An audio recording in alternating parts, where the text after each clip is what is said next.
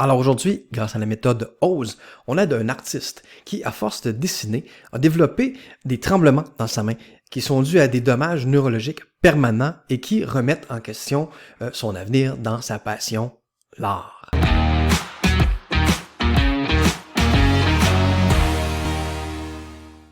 Alors qui suis-je pour dire que je peux aider cet artiste-là à poursuivre sa passion, malgré la mauvaise nouvelle qu'il vient d'apprendre? Mais mon nom, c'est Daniel Lambert, j'ai été psychologue pendant plus de 20 ans. Et maintenant, je mets à profit cette expertise-là, je partage cette expertise-là avec le plus grand nombre en utilisant les ressources d'Internet, dans le but d'aider un maximum de personnes à arrêter de subir la vie et à atteindre leur plein potentiel. Alors, je vous raconte brièvement son histoire. C'est son rêve de devenir un artiste. Il est présentement à l'université en art, puis il a développé un tremblement dans sa main qui dessine. Puis le neurologue lui a expliqué que ces tremblements-là venaient probablement de toutes les années qu'il avait passées à dessiner avec des minuscules points, parce que lui, c'était ça, sa spécialité, dessiner avec des minuscules points. Puis donc, il a annoncé la nouvelle qu'il y avait des dommages maintenant neurologiques permanents à sa main qui dessine. Fait que là, il écrit qu'il ne sait plus quoi faire. Est-ce qu'il doit changer de branche? Il adore ça, l'art, mais maintenant, il y a des dommages neurologiques permanents à sa main qui dessine. Il ne sait plus quoi faire. Bon. Première des choses. La méthode OSE axe sur nos émotions. Nos émotions sont nos guides. Fait que là, lui, il est dans un dilemme. En psychologie, on appelle ça un conflit de motivation. D'un côté, il voudrait bien, son désir le plus cher, c'est de continuer à vivre de son art. Mais de l'autre, une partie de lui qui veut arrêter parce que, un, il pense pas ça possible de continuer présentement, et deux, s'il continue, ben, il risque d'aggraver son cas au niveau de sa main. Bon. Fait que là, j'arrête, je continue, qu'est-ce que je fais? Bon. C'est tes émotions qui vont te guider. Pense aux deux alternatives. Arrêter ma passion ou je continue. Qu'est-ce qui t'attire le plus? Peut-être que tu es rendu à une étape où tu fais l'art. Quand je pense à abandonner ça, je suis en paix avec ça, c'est correct. Ou, écoute, l'art, je m'en suis fatigué. J'ai fait le tour, ça m'allume plus. Ah! Bon, ben là, la direction semble, tes émotions te disent que tu es rendu ailleurs, que c'est le temps de tourner la page, de faire ton deuil de ce qui a déjà été une passion pour toi, l'art. Là, ça semble pas le cas. Son rêve, c'est de devenir un artiste. Bon, et si c'était pas de ses problèmes neurologiques, il continuerait. En tout cas, c'est ça qui ressort. Bon, parfait. Alors là, faut regarder. Tu veux clairement aller dans cette direction-là. Toutes tes tripes te disent que ça, c'est la bonne décision. Alors, qu'est-ce qui t'empêche de? Ah, ben, les dommages neurologiques à sa main, vous allez me dire. OK, parfait. Y a-t-il une façon de continuer son art, malgré le fait qu'il y a des dommages neurologiques à sa main? Écoute, j'enseigne au cégep. C'est des jeunes de 17, 18 ans. Je leur enseigne en première année de cégep.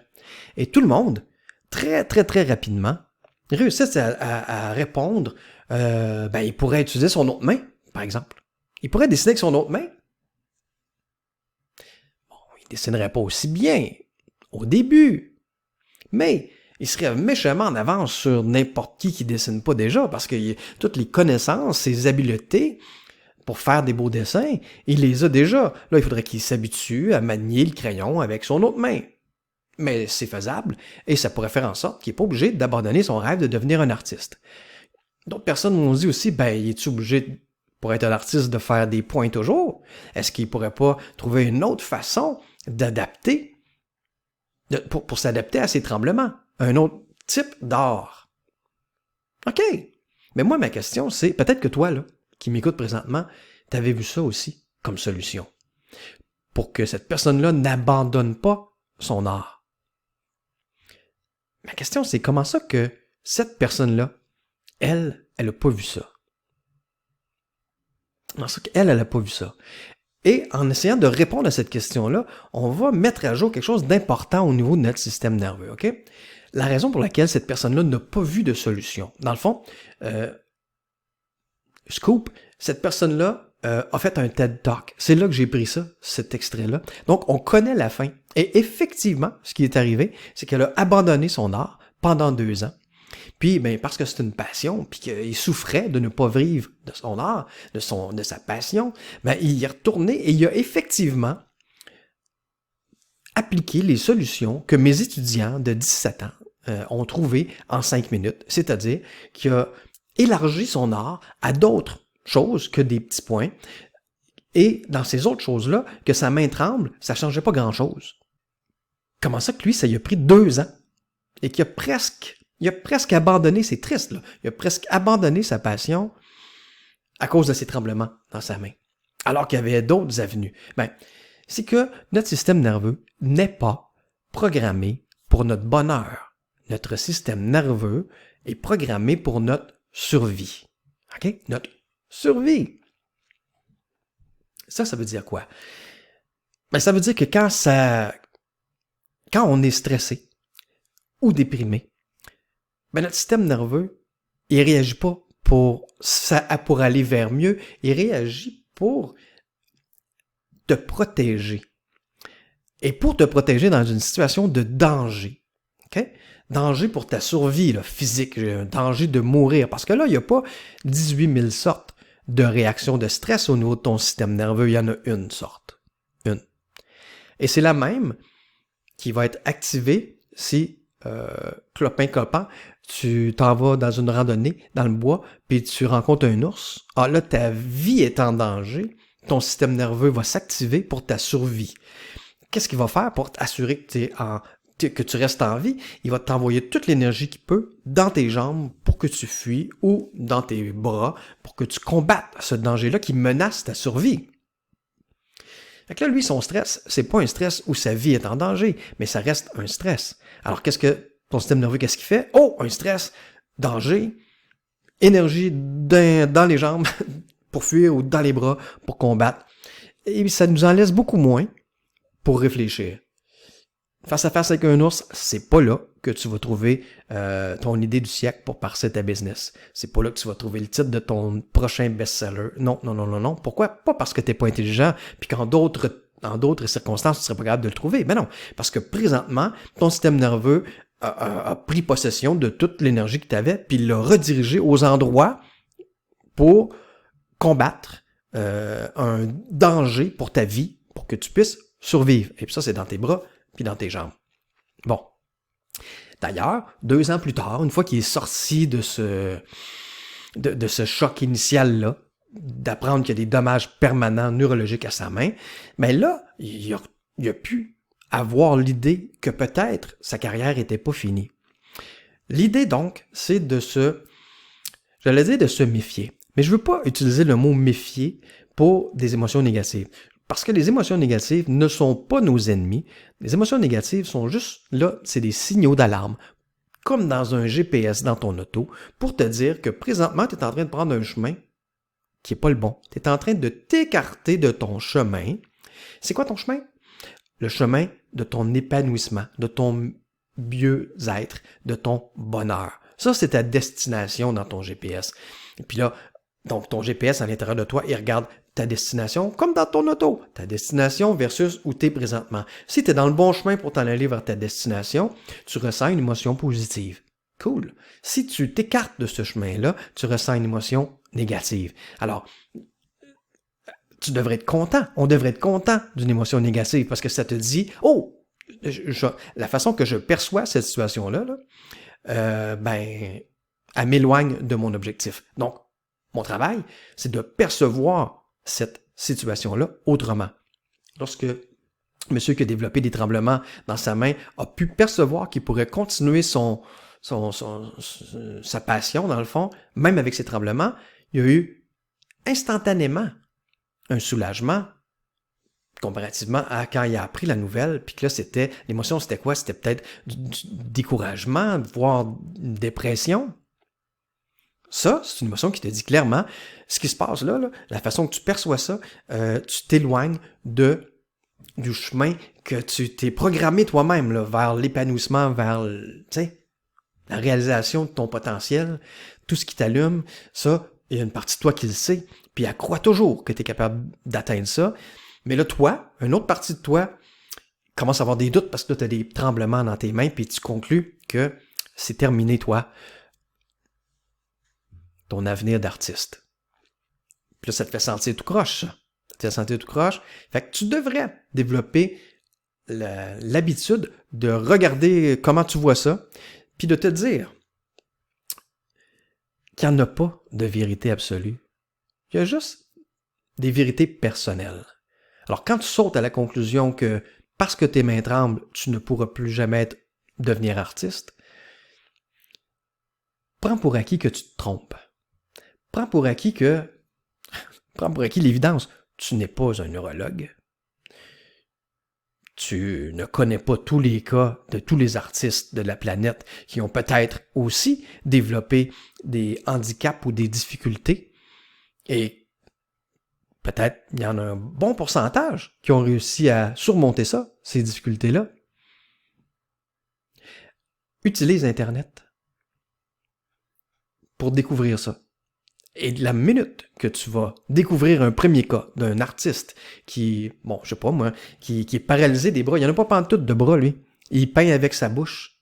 Ah, ça va te donner un espoir. Là, tu es en train de faire quoi avec la méthode OZ? Tu es en train de faire deux choses. Tu es en train de, parce que tu as une émotion négative, tu es en train de chercher un soulagement. Puis comment tu fais ça? Tu portes ton attention sur d'autres dimensions ou sur cette dimension-là de tes tremblements, mais en accent sur des solutions possibles. Puis le S, tu supposes que tu vas trouver une solution, que ça va s'améliorer, que tu vas pouvoir y arriver. Tu n'es même pas obligé de savoir comment tu vas y arriver, mais tu supposes que tu vas trouver une solution. Est-ce que tu pourrais supposer que, même si présentement, tu n'as pas toutes les réponses, tu pourrais trouver des gens pour t'aider ou des ressources, tu pourrais en trouver des réponses? C'est très réaliste de penser ça. Et toutes les ressources qui sont à notre disposition, c'est très réaliste. On n'est pas en train de s'illusionner. Non. On est en train de regarder la réalité en face. Il y a une difficulté présente, là. Sa main, le neurologue lui dit qu'elle a des tremblements. Ben, il savait ça, mais que c'était des dommages permanents. OK! Est-ce que c'est possible, malgré le fait que ta main a des dommages permanents? Est-ce que c'est possible de continuer ta carrière? Puis la réponse, c'est oui. Puis dès que tu commences à penser ça, ton GPS va te le dire parce que tu vas sentir un soulagement, voire de l'espoir. Alors, c'est quoi ça? Ben ça, c'est une émotion positive. Ça te dit quoi? Ça te dit que, tu viens de retrouver le chemin. Comme dans ton GPS d'auto, ton GPS a fait un recalcul, tu n'avais pas tourné du bon côté. Il s'est pas choqué, il n'était pas crié après, il a juste fait un recalcul. Puis là, toi, tu viens de le faire, le recalcul, en supposant que ta carrière n'était peut-être pas finie. Puis instantanément, ton GPS t'a informé que ça, là, c'est un premier pas dans la bonne direction. Parce que tu as senti un soulagement, voire de l'espoir. Continue dans ce chemin-là. Donc, c'est pas le fun, ça? Chaque seconde, on a en nous des signes évidents qui sont nos émotions, qui nous disent très clairement, est-ce que présentement, tu es en train de percevoir des choses qui t'entourent de façon à te garder aligné vers ta destination qui est l'épanouissement, le bonheur, ou tu es en train de dévier de ce chemin-là? Puis si tu dévies de ce chemin-là, cool, il y a quelqu'un qui t'avertit. Yes! Il faut juste que tu l'écoutes. Il faut juste que tu prennes tes émotions négatives vraiment comme des signaux qui te disent tu auras un recalcul à faire là, mon Dan. Puis tu le fais comment? En supposant autre chose que ce que tu supposes là. Et une des choses qu'on sait en psychologie qui a été étudiée, c'est que quand on est dans des émotions négatives, très, très, très majoritairement, pour ne pas dire tout le temps, mais mettons, très majoritairement, ces émotions négatives-là reposent sur ce qu'on appelle des distorsions cognitives. Des distorsions cognitives, c'est quoi? C'est des erreurs de perception. Des erreurs de perception. Comment ça, ton cerveau fait des erreurs de perception? Il me semble, on est intelligent, on a un bon cerveau. Oui, oui, oui, tout ça est vrai. Mais tu te rappelles, je t'ai dit que ton système nerveux était programmé pour ta survie et non pour ton bonheur? Bon, imagine ton système nerveux, c'est un bodyguard, OK? Qui est vraiment consciencieux, il veut vraiment écarter tous les dangers possibles, il veut te garder en sécurité. C'est quoi sa meilleure façon de te garder en sécurité? C'est de toujours te garder dans le connu. Aucun risque. Mais c'est de voir aussi, de percevoir partout autour, tous les dangers potentiels. Quand tu croises une nouvelle personne, tu ne connais pas un danger potentiel. Pas un ami potentiel, un danger potentiel.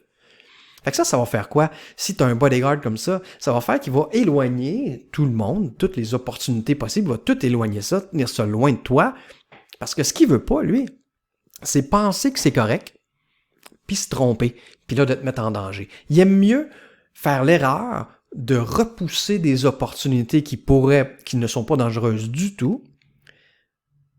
Il aime mieux tasser ça, puis faire l'erreur de te priver de ça, que de faire l'erreur de laisser entrer quelque chose dans ta vie qui pourrait être potentiellement dangereux. Fait que, on a tendance à voir plus de danger partout, à faire des liens douteux, comme celui-là. J'ai des tremblements à la main, mon lien douteux, je serais pas capable d'être un artiste. C'est douteux. Et ça, il faut en prendre conscience. On appelle ça, ce lien-là, fausse causalité. Un lien douteux entre A et B. A qui causerait B. J'ai des tremblements à une main, je ne serais pas capable d'être un artiste. Bon. T'es pas obligé de savoir ça, le nom de fausse causalité, t'es pas obligé de savoir ça. Tout ce que tu es obligé de porter attention à, c'est à tes émotions. Puis à te dire, quand j'ai des émotions positives, c'est cool, ça veut dire que je suis exactement dans mon chemin vers l'épanouissement, je continue ça, je déguste, c'est cool. Et quand j'ai des émotions négatives, c'est un signe, je me fâche pas, j'en rajoute pas. On va en vivre des émotions négatives. Le but, c'est, comme dans ton GPS, dans ton auto, de faire un recalcul le plus rapidement possible. Si tu as aperçu que tu as tourné à gauche et ton GPS te dit qu'il fallait que tu ailles à droite, t'attends pas 3 villes plus tard pour revenir sur ton chemin. Non, la prochaine fois que tu peux retourner à gauche, tu le fais, puis tu reviens sur ton chemin, puis ni vu ni connu. OK? C'est la même chose avec tes émotions. Une émotion négative? OK. Un signal clair. Cool. Tu devrais être content. Il y a quelqu'un qui t'avertit que tu es en train de déraper. Puis là, qu'est-ce que tu fais? Tu fais un recalcul. Comment tu fais ça? Suppose autre chose que ce que tu es en train de supposer là. Suppose que tu vas t'en sortir. Suppose que l'impasse dans laquelle tu es présentement, ça va s'améliorer. C'est juste passager. Suppose que tes obstacles sont momentanés, puis que tes ressources, elles, sont à ta portée. Suppose que tu t'es déjà sorti de pétrin auparavant, puis que fort probable que tu vas t'en sortir là aussi. Puis si tu as déjà eu des expériences du genre, écoute, tu pensais pas que tu allais t'en sortir. La montagne était tellement haute, aggravée, tu voyais pas comment tu allais réussir à passer par-dessus ça. Puis finalement, tu as réussi. Ça, c'est des expériences vraiment précieuses. Rappelle-toi de ça. Peut-être même que dans ces expériences-là, où tu pensais jamais être capable, tu t'es dit après coup, je m'en suis sorti mieux que je pensais. C'était pas si dur que ce que j'avais anticipé. J'ai trouvé là des ressources que je pensais même pas que j'avais. Ça, là, enregistre ça. Parce que là, ça se peut que la prochaine montagne que tu frappes, c'est exactement ça que tu vas avoir besoin de te rappeler. Tu vas supposer que cette montagne-là, que tu vois maintenant énorme, ça se peut que ça ressemble à l'autre montagne d'avant que tu trouvais aussi énorme, puis que finalement, tu as réussi à surmonter, puis arriver en haut, fier de toi, découvrant peut-être des ressources que tu savais pas que tu avais, etc. OK? Fait que, habituons-nous. La méthode OSE, c'est ce que t'amène à faire. Développer dans différentes sphères de ta vie, avec différents exemples comme ça. Là, j'ai pris l'exemple d'un artiste, mais chaque semaine, on va prendre un exemple différent. Ça peut être un exemple de toi, si tu décides de venir dans le groupe, qui ont décidé d'arrêter de subir la vie et d'aller vers le possible, de créer donc de plus en plus une vie qui leur ressemble, une vie qui est à leur couleur, une vie qui est dans leur chemin, OK? Qui est dans leur destination, qui les amène pas à pas vers la destination d'épanouissement personnel, de bonheur. Oui, avec des embûches, Mais les embûches, c'est plus tant grave parce que ça fait juste te dire ah, j'ai besoin de contourner un peu, j'ai besoin de refaire un recalcul, puis on va avoir tellement d'exemples concrets qui illustrent comment qu'on fait, que ça va devenir une habitude de faire des recalculs très rapidement. Donc, c'est ce que la méthode OSE vous offre. Si c'est quelque chose qui t'intéresse, ça, tous les détails sur le site décisionbonheur.com. Au plaisir d'échanger avec toi dans le groupe.